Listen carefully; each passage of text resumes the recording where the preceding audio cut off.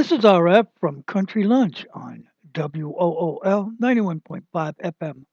Let's get back with our interview with Dave Segal, Stonewall Research, also known as Bobcat 7. This is part two. Well, talking with Jim, it was more of a fact, I think, that I realized that it was to protect themselves from the creatures that roam the earth out there because they would have ate the people. Right. If you're referring to the Aboriginal peoples who originally, or these large hominid type people who built the stone walls, they had effectively controlled most of the large animal predators in their areas. These areas were so highly populated, believe it or not.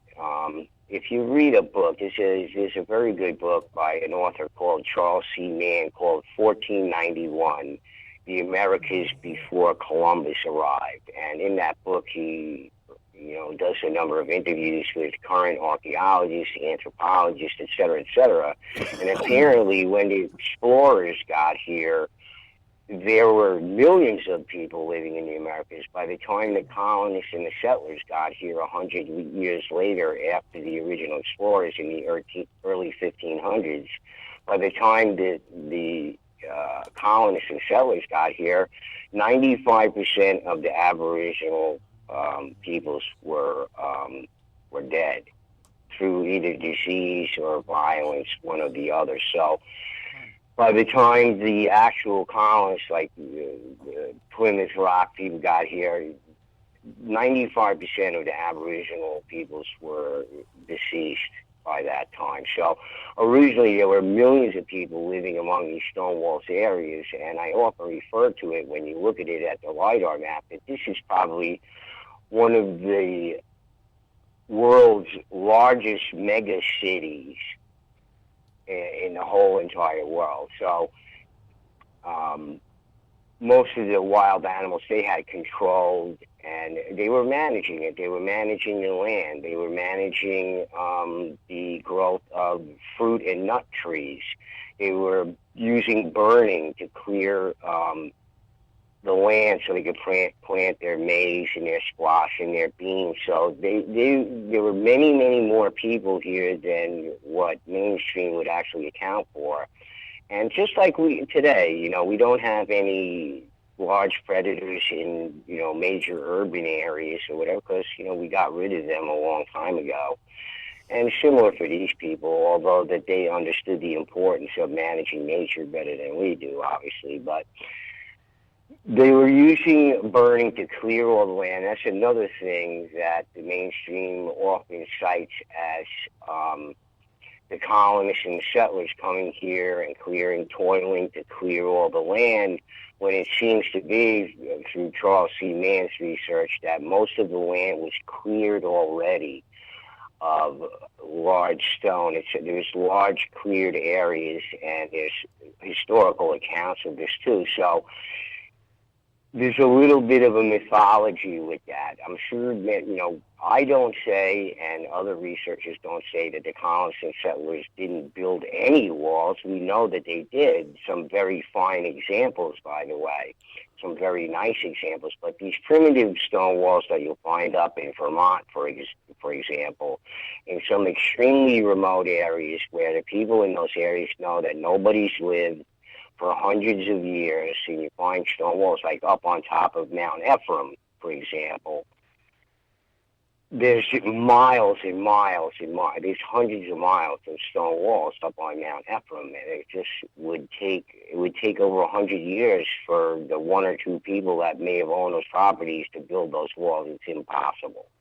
It's just impossible. So these are the types of things that I go over on my channel. So there's a little bit of a myth of the colonists and settlers doing all this toiling to clear the land when most of the land was already cleared by the Native Americans and the Aboriginal people of the time that these stone walls were built. And I noticed in some areas, like including Jimmy's areas, that some of the stone for the walls at his property was brought from some outside area. It wasn't local stone. It was actually whoever built the walls went to some other area. They went to great lengths to bring stone from other areas and not from the area that Jimmy is in over there. One side of his property is very inhospitable, mountainous area, and the front of his property is a piece of cleared land. But that land was, Jimmy and I more or less determined that land was cleared many, many, many centuries before the settlers and colonists even got there. Geez, I'm not sure how that works, but I noticed some of it is clear and it stays clear, and you don't know where it comes from. If I did something like that, it would probably overgrow itself. But absolutely, I don't. Absolutely, It's a myth, right? Well, it's not so much as a myth when you get down to the real research. As I said, a lot of these revelations in Charles C. Mann's book didn't happen. A lot of this research hasn't gone on until the 21st century. So now in the early 21st century, archaeologists and anthropologists are starting to revise their thoughts on the stone walls and other stone constructions throughout the Americas, because it's just often inexplicable. And you'll see stone walls that are built through lakes and up to the edges of cliffs. And, in certain areas you can see stone walls where most of the people, even the local people there who live there, look at these stone walls and they say, well, how could that be? You have a stone wall going through a little bit of an end of a lake or a large pond or whatever that you assume has been there for hundreds and hundreds and hundreds of years. Why would somebody build a stone wall through a lake or through a pond that you believe has been there for hundreds of years? So the land, the scope, the way the land, the way the things were laid out, where ponds were, lakes were, may have been different in the past. Those places might have been dry, but it certainly precedes the settlers and colonists there. So often people look at the stone walls and they say, well, why? Why is this? This doesn't make any sense. And there have been many people in the New England area that have been looking at these things for a long time, and they're starting to question whether it's possible that the Aboriginal peoples of the past built these stone walls and not so much the colonists and settlers. Wow. And the walls themselves also bear out some of this, because the ones that were built by the colonists and settlers are often of very fine construction. They're relatively squared off, flat on the top, et cetera, whereas these other stone walls in these remote areas where you take a hike up into the mountains or into the woods somewhere where people haven't been living for hundreds of years, and you see these walls there, but they're very primitive in design. So it doesn't drive up as far as that's concerned. If you're building perfect stone walls over here, why not over here? And one of the things that gave me a clue as to stone walls being here already was Van Rensselaer's property in New York State and how that was laid out. Originally, mainstream academics had thought that the Dutch were the ones who started building the stone walls in the early 1600s on the manor systems that the Dutch had here prior to the English taking over New Netherlands. So they originally thought that, but that didn't make any sense from a historical context. So Dr. Robert Thorson revised that, and he more or less speculated that all the stone walls in the New England area, this 240,000 miles of stone walls, was built in just 50 years, between 1775 and 1825. And he gives all his reasons, etc. But I go through that on my channel, my YouTube channel, in 9 videos, and I debunk all his theories about that too. Apparently in the early 1800s, there was a mass exodus out of the New England area, and Vermont alone in 1816 lost about 15% of the population exited there in the early 1800s because there was weather events going on there. There was a volcanic eruption. They had what they called in 1816 the year without a summer. And it had been the coldest decade in 500 years up there.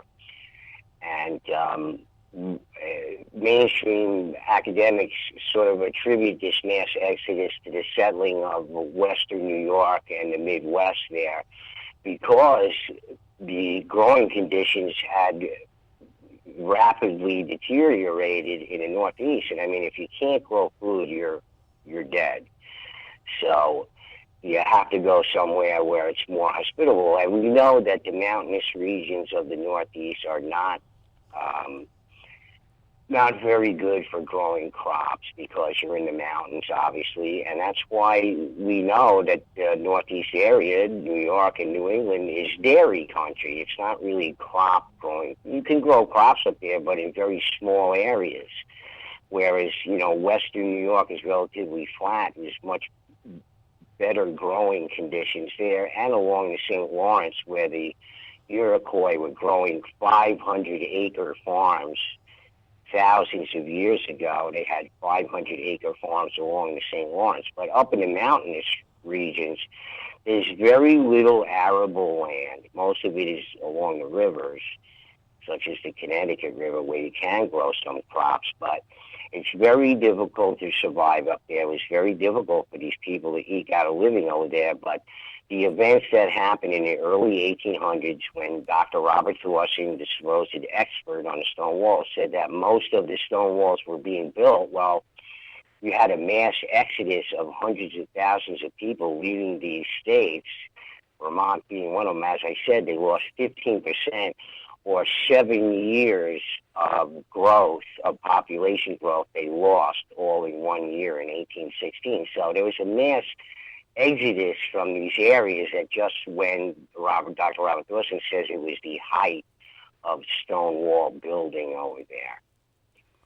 So I break that down also in my debunking series on my channel because the U.S. Department of Agriculture's numbers there, they're fictional. It's obviously to exaggerate and show you this, the scope of the work. When they say 15,000 men work 365 years, 24 hours a day, 7 days a week, in order to build these 240,000 miles of stone walls, obviously that's a fiction. That they're doing that to demonstrate the scope of the work. So 243 years to build all these walls, 15,000 men. Well, if you break that down into more realistic terms, it would take something of, I did all the math on my channel. You can see in my first video debunking the mainstream history on the stone walls.